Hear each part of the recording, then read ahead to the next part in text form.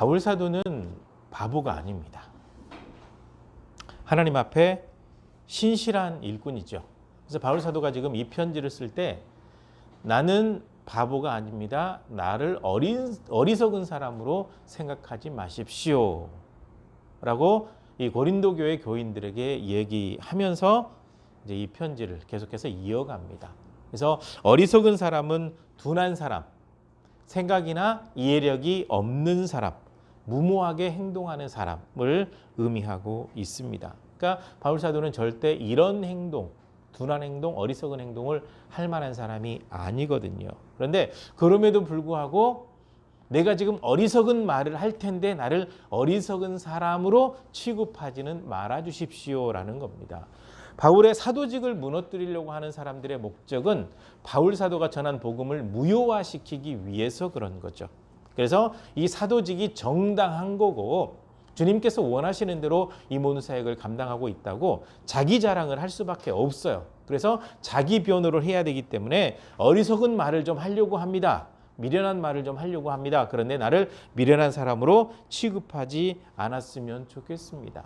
그러니까 바울 사도는 자신이 어떻게 살았는지, 어떻게 복음을 전했는지, 복음을 전하는 과정에서 어떤 일이 있었는지 이렇게 얘기하다 보면 자기 자랑에 대한 이야기가 나올 수밖에 없어요. 그래서 사도직을 변호하기 위해서 내가 전한 복음이 바른 복음임을 알려주기 위해서 지금 이 모든 말을 하고 있는 거니까 이걸 좀 이해해 달라라고 양해를 구하고 있는 겁니다. 마태, 마가, 누가, 요한 이 네 개의 복음서가 있죠. 이 네 개의 복음서는 예수님에 대해서 소개하고 있습니다. 구조가 이렇게 간단하죠. 예수님 탄생이나 예수님에 대한 소개, 그 다음에 갈릴리 중심으로 진행한 사역, 그 다음에 예루살렘에 올라가서 십자가에 못 박혀 돌아가시고 이제 무덤에 장사되었다가 부활하기까지 일주일의 과정. 이제 보통 복음서는 이렇게 세 파트로 구성이 되어 있는데 이 복음서의 내용을 자세히 한번 읽어보십시오. 예수님은 자기 자랑을 한 적이 한 번도 없어요. 하나님의 영광을 위해서, 하나님의 뜻에 순종하기 위해서, 하나님의 뜻대로 모든 것을 이루기 위해서, 계획하신 것을 모든 걸 이루기 위해서 그저 순종하는 삶, 하나님의 말씀에 기록된 대로 그 모든 삶, 예언된 대로 모든 삶을 살아오셨지 자기 자랑을 한 번도 한 적이 없어요. 그래서 바울 사도가 지금 이 편지를 쓰면서 그 얘기를 하고 있습니다. 내가 지금 여러분에게 내 자랑 좀 하려고 하는데 이것은 예수님 닮은 게 아니에요. 예수님은 자기 자랑을 한 적이 없습니다. 그런데 제가 부득불 자기 자랑을 할 수밖에 없습니다. 어리석은 사람이 확신에 빠져서 자기 자랑하는 것처럼 내가 지금 자기 자랑을 할 수밖에 없습니다. 이 바울 사도의 자기 자랑은 어찌 보면 간증이죠. 또 다른 말로 하면 고생담입니다. 사실 우리 신앙인들에게는요, 자기 자랑이 하나씩 다 있어야 돼요. 그것이 간증이거든요. 근데 간증하는 사람들 가끔 보면 오류가 많이 나요. 마치 자기 자신이 기도에서 하나님을 움직인 것처럼 마치 자기 자신이 하나님을 어떻게 이렇게 조정한다든지 뭐 그렇게 해서 은혜 받은 것처럼 가끔 잘못할 때가 있는데 그렇지 않아요. 그 간증은 잘못된 겁니다. 하나님은 우리가 마음대로 조정할 수 있는 분이 아니고 하나님께서는 하나님의 때 하나님의 방법으로 역사하시는 거거든요. 그래서 하나님께 맡기고 이렇게 진행을 했더니 하나님께서 이렇게 도우셨다라고 하면 되는데 제가 이것을 이렇게 이루었습니다라고 하면 이 잘못된 자기 자랑이 되거든요. 그래서 간증을 해도 하나님 중심의 간증이 돼야 하나님의 역사를 증언할 수 있고 내 중심의 간증이 되면 내가 드러나요. 그러니까 내가 드러나는 것은 오히려 하나님 앞에 유익하지 못한 간증이 되는 거거든요. 그래서 우리 신앙인들은 다 자기 자랑이 하나씩 있어야 돼요. 간증거리가 있어야 돼요. 크든 작든 가지고 있는 게 필요하죠. 근데 바울 사도가 자기 자랑, 자기 간증을 하면서 이렇게 표현하고 있는 겁니다. 지금 이것은 너무나도 바보스러운 짓입니다. 어리석은 짓입니다. 그래서 이 바울 사도의 이 설교를 바보 설교다라고 이 이름을 달기도 하죠. 하나님께서 인도하셔서 이 모든 일을 감당했습니다. 그런데 이 과정에서 저는 이런 고생을 겪을 수밖에 없었습니다라고 얘기할 수밖에 없어서 그래서 자기 자랑이 되니까 나는 지금 바보짓을 하고 있지만 이 바보짓을 좀 해야 되겠습니다. 왜냐하면 내가 전한 복음이 바른 복음인데 다른 복음에 속아서 이 복음을 잘못된 걸로 인식하는 사람들이 있기 때문에 어쩔 수 없이 내 자랑을 하면서 하나님의 복음, 하나님께서 내게 전하라고 주신 이 복음이 진짜인 것을 증언할 수밖에 없습니다 하면서 자기 자신의 고생담을 이야기를 하는 겁니다. 바울 사도의 말을 조금 유추해 보면요, 자기 자랑을 하는 유대인들이 굉장히 많이 있었던가 봐요. 그래서 어리석은 사람들의 말처럼, 이 어리석은 사람들이 누구냐? 다른 복음을 전하고 있는 유대인들이거든요. 그러니까 바른 복음을 전하는데 대적자 되는 사람들이에요. 그러니까 이 사람들이 자기 자랑을 늘어놓은 이유가 무엇이냐면 바울의 복음은 잘못되었고 우리가 전한 복음이 올바른 거기 때문에 이 복음을 믿어야 합니다라고 하면서 자기 자랑을 막 늘어놓는 거예요. 나는 어디에서 율법을 공부했고 어떻게 어느 집안에서 태어났고 어떻게 했고. 그래서 이제 바울 사도가 봤을 때 굉장히 어리석은 사람들의 말이거든요. 그래서 이 사람들을 빗대서 어리석은 사람들이 말한 것처럼 나도 어리석은 말을 좀 했으면 좋겠습니다라는 거예요. 근데 이 사람들이 자랑을 할 때 우리는 유대인, 히브리인입니다. 히브리인이 누굽니까? 하나님 앞에 선택을 받은 사람들입니다. 우리는 이스라엘 사람입니다. 야곱의 후손입니다. 우리는 아브라함의 후손입니다. 그리고 우리는 그리스도의 신실한 일꾼입니다. 다른 복음을 전하면서 그것을 합리화시키기 위해서 그러고 있었단 말이죠. 그래서 바울 사도가 그러는 겁니다. 그들이 히브리인이라고요? 나도.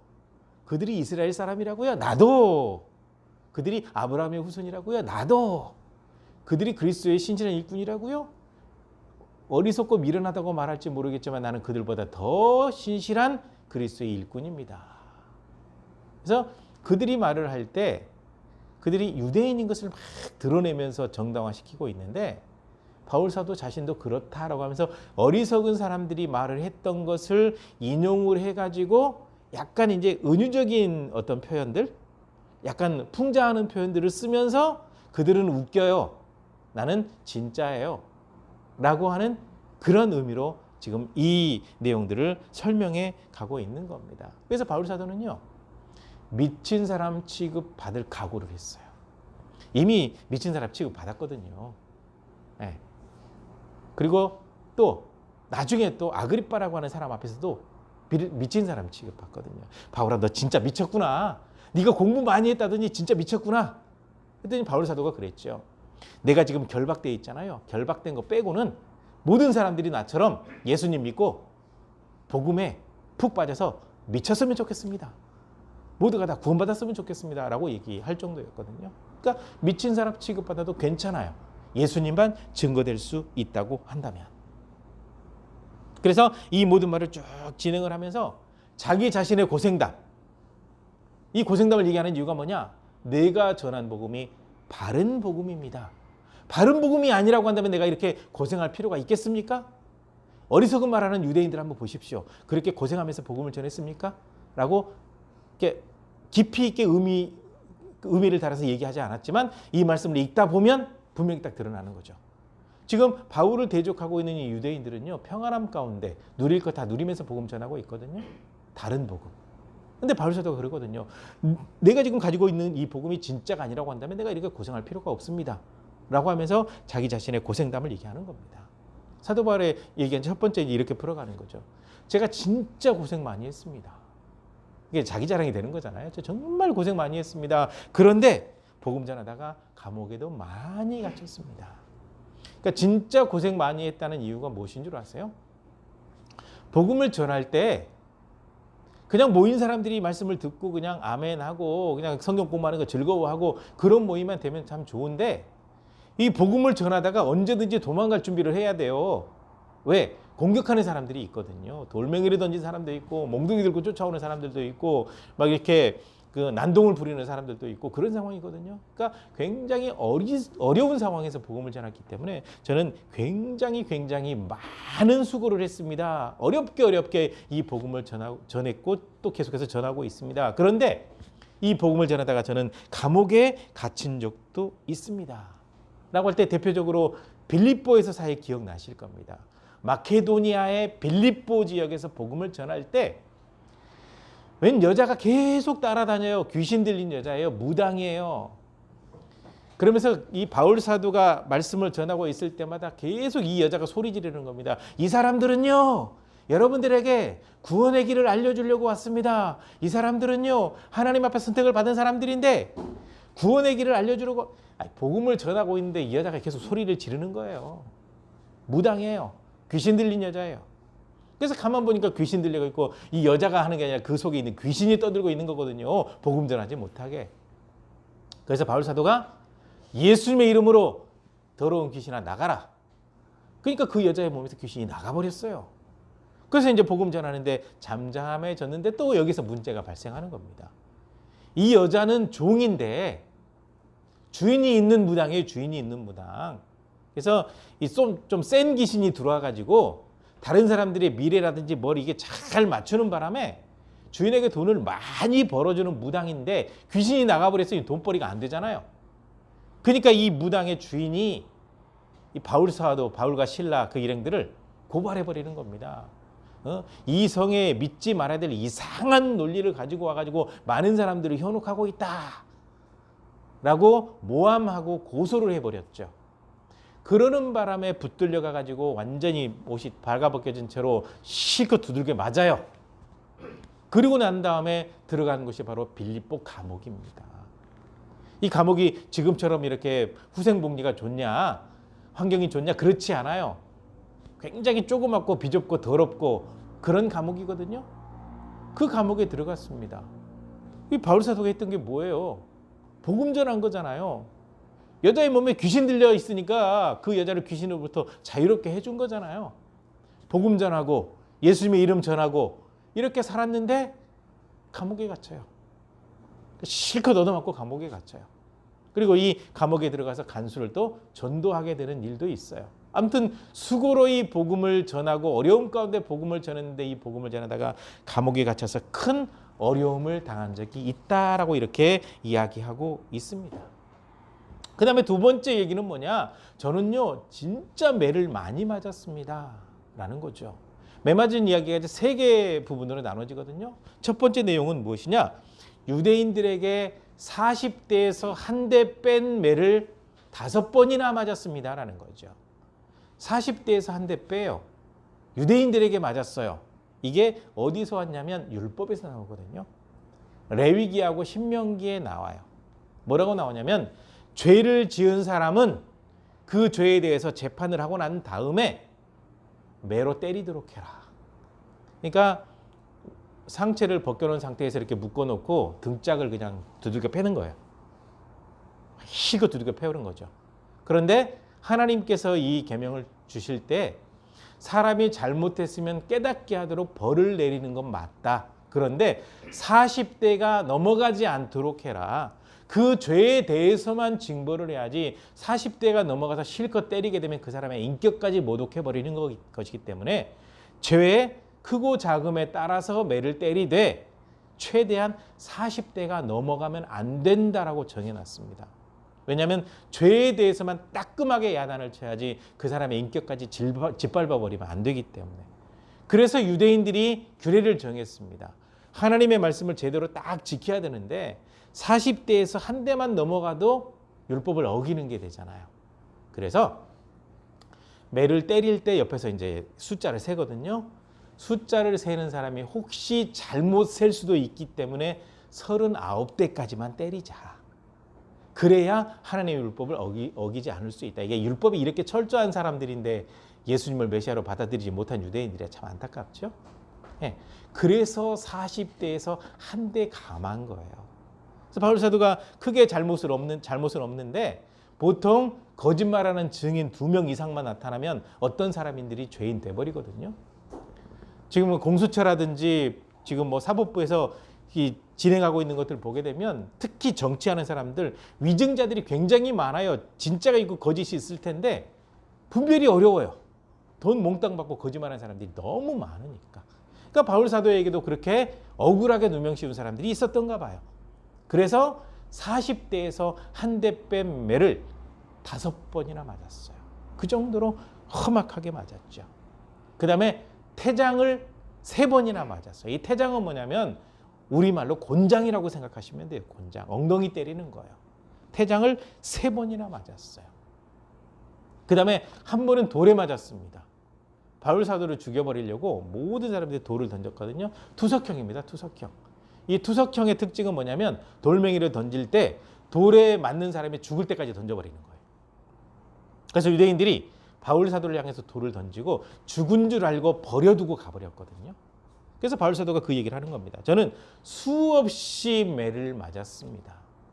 복음 전하다가 맞은 매거든요. 유대인들이 예수님 전하지 말라고 계속 엄포를 놓고 예수님에 대해서 복음 전할 때마다 저가 방해하고 잡아다 때리고 죽이려고 하고 이런 일이 있었기 때문에 이 복음 전할 때 저는 수없이 매를 맞았습니다. 그러면서도 이 복음을 감당했거든요. 죽는 줄 알고 버리고 갔는데 다시 회복이 된 다음에 또 복음을 전해요. 바울 사도는 이 정도입니다. 그렇게 살았거든요. 그 다음에 3번째 내용은 무엇이냐? 바다에서 죽을 고생을 했다라는 거예요. 바다에서. 이제 그 예배 끝나고 나면 혹시 이제 세계 지도를 한번 딱 펴시고요. 터키 지역을 한번 찾아보십시오. 지금 터키는 아시아 구역하고 유럽 구역으로 나눠져 있거든요. 그래서 성경에 바울 사도가 소아시아라고 할 때 어디냐면 터키의 아시아 구역을 얘기하는 거예요. 그러니까 많은 사람들이 좀 착각하고 있는 게 소아시아 아니고 터키 지역 전체라고 얘기를 하는데 그렇지 않아요. 이 터키 지역이 아시아에서 유럽으로 넘어가는 관문이거든요. 그러다 보니까 터키 지역이 아시아 구역하고 유럽 구역이 합해져 있는데 소속은 유럽으로 되어 있어요. 그래서 많은 사람들이 유럽이라고 착각하기도 하고 소아시아라고 착각하기도 하는데 둘로 나눠져 있습니다. 그래서 소아시아 지역하고 유럽으로 넘어가는 지역, 마케도니아, 그리스, 한번 이 지역 한번 살펴보십시오. 여기가 이제 바울 사도가 활동했던 주 무대거든요. 복음 전하는 무대거든요. 아시아 지역에서 계속 머물러 복음 전하려고 했는데 그 마게도냐 사람이 이렇게 부르는 환상을 보고 아, 하나님께서 나를 유럽으로 보내시는구나 해서 이제 가게 되거든요. 근데 이 지역을 살펴보시게 되면 바다로 둘러싸여 있고 섬이 굉장히 많아요. 대륙으로 쭉 연결되기도 하지만 넘어갈 때 배를 타고 건너가야 될 지역도 많아요. 그래서 이때 당시에 이제 뭐 비행기가 있는 것도 아니고 항로가 잘 되어 있겠죠. 그래서 배를 타고 이동하는 일이 많아요. 그래서 바울의 1차, 2차, 3차 전도 여행, 그 다음에 이제 예루살렘에서 붙들려 가지고 로마로 가는 여정이 이제 4번째 여행이 되거든요. 1차, 2차, 3차, 4차 이 여행을 보시게 되면 배로 이동하는 경우가 참 많아요. 그렇기 때문에 배를 타고 움직이다 보면 날씨 이 변화에 따라서 엄청나게 많은 일들이 발생하게 되거든요. 그래서 바울 사도가 얘기하고 있는 것이 바다에서 죽을 고생을 했다라는 겁니다. 죽을 고생을. 그래서 이제 보게 되면 배로 이동하게 되니까 파선을 3번이나 했다라는 거죠. 파선이 뭔 줄 아세요? 배가 깨진 걸 파선이라고 하거든요. 이 뭐 암초에 부딪힐 수도 있고 뭐 강력한 태풍을 만날 수도 있고 그런저런 일로 배가 파손되는 일이 많아요. 지금처럼 이렇게 쇠로 만드는 그런 배였으면 좋겠지만 그때 당시에는 나무로 만들 수밖에 없거든요. 그러니까 강력한 바람이 확 몰아치게 되면 암초에 탁 부딪히잖아요. 배 바닥에 구멍이 나버리는 거죠. 물이 차오르는 거예요. 그래서 배가 파손되었다라고 하는 것은 움직이지 못하는 상황에서 물이 계속 차오르고 있는 상황, 생명의 위협을 느끼는 상황이죠. 그런 상황을 3번이나 겪었다라는 겁니다. 그리고 어떤 때는 이 바다 위에서 어디로 움직일 수 없이 일주일 정도를 그냥 바다에 갇혀 있는 거예요. 저도 배를 몇 번 타보긴 했는데 배멀미는 하지 않거든요. 하지 않는데 그 여수에 있을 때 어떤 분이 이제 어선을 하나 샀어요. 그때 당시에 한 3천인가 5천인가 뭐 적은 금액은 아니거든요. 그때가 93년, 94년 그 무렵이니까 배를 샀어요. 그래서 이제 배를 사게 되면 하나님 앞에 이제 감사 예배를 드리잖아요. 그래서 그냥 배를 항구에 정박해 놓고 감사 예배 드리는 줄 알고 교육전사 시절에 담임 목사님 따라서 갔어요. 갔더니 배에 타래요. 배에 탔어요. 배에 탔더니 거기서 한 2시간 정도를 가는데 그냥 바닷물만 이렇게 넘실넘실 되는 곳에 있어요. 배를 딱 세워놓고 이제 그 정박하는 거 딱 닷을 내리고 있는데 이제 바람이 어느 정도 있어요. 그러니까 배가 이렇게 넘실하는데 꼭 느낌에 배가 뒤집어져 버릴 것 같은 느낌. 그래서 예배 드리면서도 굉장히 불안한 가운데 예배 드렸던 그 기억이 있는데요. 그 정도는 약과죠. 바람이 불고 이렇게 풍랑이 거세다고 한번 생각을 해보십시오. 그 해군으로 복무했던 어떤 사람 얘기 들어보게 되면 이게 그 해머펀치라고 얘기하더라고요. 이게 배가 파도에 의해서 이렇게 올라갔다가 앞으로 팍 꼬꾸라지면서 붕 때린대요. 그러면 이게 군함임에도 불구하고 이거 깨져버리는 거 아니야? 라는 느낌이거든요. 그러니까 지금처럼 이렇게 기술이 발달해서 좋은 배를 만들어 놨어도 그런 두려움이 있는데 당신은 나무로 만든 목선이잖아요. 나무로 만든 배거든요. 그런 배를 타고 이동을 할 때 파선했죠. 어디로 움직일 수 없을 정도로 이 바다에 갇혀서 7일 동안 보낼 수밖에 없는 상황이죠. 그러니까 이러다 죽는 거 아니야? 생명의 위협을 느끼는 상황에서 있었다라는 거죠. 아마 이 배 파선 경험한 사람들은요, 그 어떤 그 충격적인 기억 때문에 배를 잘 못 타거든요. 근데 바울 사도는 복음을 전해야 되기 때문에 그런 일이 있음에도 불구하고 계속 배를 타요. 그런 거죠. 왜? 배를 타고 가서 복음을 전해야 한 영혼이라도 더 구원하기 때문에. 그래서 그렇게 살았다라고 얘기를 하는 겁니다. 그 다음에 네 번째로 얘기하고 있는 것은 무엇이냐면 그 모든 여정, 여러 번의 여정을 다녔는데 그때마다 굉장히 많은 위험을 당했다라는 겁니다. 먼저는 강의 위험. 강에 빠져버려서 이게 죽을 수 있는 그런 위험을 얘기하는 거죠. 강의 위험. 강도의 위험. 강도 알잖아요. 강도. 강도는 칼을 들이대고 물건을 빼앗아가는 사람이거든요. 강도의 위험. 동족의 위험. 동족의 위험은 뭐죠 아세요? 같은 유대인들이 바울 사도 죽이지 않으면 밥 먹지도 않겠다고 이렇게 결단하는 사람들도 있고 바울 죽이겠다고 이게 눈에 쌍심지를 켜고 쫓아다니는 사람도 있고 왜 동족의 위험 계속해서 있어요. 이방인의 위험. 이방인들이 가서 복음 전하면 이상한 이상한 신을 가지고 와서 현혹한다라고 막 덤벼들기도 해요. 이방인들의 위험. 그 다음에 시내에 위험하니까 시내는 물이라고 생각하는데 그렇지 않아요. 도시 지역이요. 도시 지역에서 복음을 전할 때 또 도시 사람들 억센 사람들이 있거든요. 그리고 도시에서 복음 전할 때 꼭 유대인들은 꼭 있어요. 항상 방해가 있거든요. 그래서 도시의 위험. 그 다음에 광야의 위험. 사람이 없는 지역에도 가야 되니까 광야의 위험. 그 다음에 바다의 위험은 아까 말씀드렸던 바다의 위험.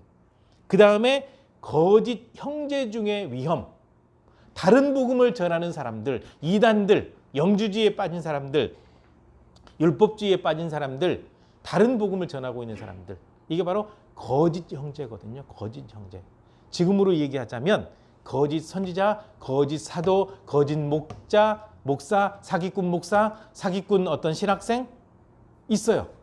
거짓 형제의 위험이 계속해서 있었다라는 겁니다.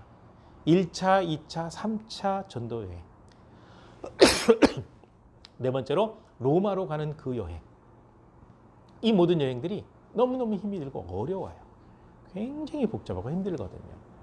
물론 여기서 4차 여행은 포함되지 않겠죠. 고린도 교회에 보낸 편지, 지금 3차 전도 여행을 하면서 보낸 편지이기 때문에 그렇죠. 그런데 이 여행하는 가운데 굉장히 많은 위험에 노출이 되어 있었다. 그래서 바울 사도가 얘기하는 겁니다. 내가 이런 위험에 노출되면서까지 이 복음을 전하고 있는 이유가 무엇이겠습니까? 이런 위험에 노출이 되어 있는데 내가 죽지 않고 살아서 하나님의 보호하심을 받고 이렇게 복음을 전할 수 있었던 것은 무엇이겠습니까? 내가 전한 복음이 하나님께서 원하시는 바른 복음이기 때문에 하나님께서 내 생명을 그 모든 위험에서 보존해 주셨고 나는 지금까지 계속해서 이 복음을 전하고 있는 것입니다. 그러니까 바울 사도의 자기 자랑의 목적이 뭐냐? 자기의 의를 드러내고 자기가 잘났다고 얘기하고 싶었던 것이 아니라 내가 전한 복음이 바른 복음이니까 고린도 교회 교인들을 향해서 내가 전한 복음에서 벗어나지 말고 그 믿음 지키시기를 바랍니다. 오늘을 살고 있는 우리들에게도 이 성경을 통해서 전해준 이 복음이 바른 복음이니까 분별 잘하고 흔들림이 없기를 바란다라는 거예요. 바울 사도가 이 편지를 쓰면서 그 얘기를 하고 있거든요. 이 수많은 어려움들, 이 모든 난관들을 겪으면서 복음을 전하고 있고 지금도 그 위협에 있고 얼마 전에도 나를 붙잡으려고 하는 사람이 있어서 이 성벽으로 도망갈 수밖에 없는 그런 상황이었는데 그러나 그럼에도 불구하고 내 마음속에 가장 크게 자리 잡고 있는 것이 무엇인 줄 아십니까, 여러분? 교회에 대한 염려입니다. 교회에 대한 염려가 뭐겠습니까? 잘못된 복음이 들어와서 교회가 무너지고 성도들이 교회를 떠나는 거잖아요. 잘못된 복음에 빠져서 구원에서 멀어져 버리는 거잖아요. 바울 사도의 염려 속에는 바로 이것이 있는 겁니다. 이것이. 그래서 열심히 복음을 전해놨는데 고린도 교회가 잘못된 복음이 들어오고 그 다음에 파닥 나눠지게 되고 이상한 문화가 돌아서 교회를 망가뜨리고 있기 때문에 지금도 교회에서 염려하고 있는데 어찌되었거나 내가 전한 복음이 바른 복음이니까 그 복음에서 흔들리지 말기를 바랍니다. 흔한 말로 내가 이렇게 정말 개고생인데 객관적으로 봤을 때는 참 미련한 짓인 것처럼 보이는데 이 모든 일들이 하나님의 영광을 드러내고 바른 복음을 전하는 일이기 때문에 나는 생명 걸고 이 복음을 전하고 있습니다. 그러면서 그 얘기를 하죠. 여러분, 내가 지금 약해 보입니까? 죽을 고비 넘기고 또 수많은 어려움 가운데 있고 대적들에게 쫓기고 때로는 도망갈 수밖에 없고 그렇죠? 그렇지만 저는 오히려 이 약함을 자랑합니다. 제가 이렇게 약해 있고 어려움 가운데 있을 때 하나님께서 나에게 능력을 주시기 때문에 나는 부득불 이 약함을 자랑합니다. 나의 이 약함이 많은 사람들 앞에 복음을 전하는 중요한 도구가 되고 있기 때문입니다. 이렇게 바울 사도가 자기 자랑을 통해서 자기가 전하고 있는 복음이 진짜인 것을, 하나님께서 맡기신 이 사명이 정말로 소중한 것임을, 복음 전하는 이 일이 자기 자신이 해야 될 일임을 분명히 여기에서 언급하고 있는 겁니다. 이 바울 사도가 자기 자신의 고생담을 통해서 예수님이 전해지는 것에 대해서 큰 기쁨을 가지고 있잖아요.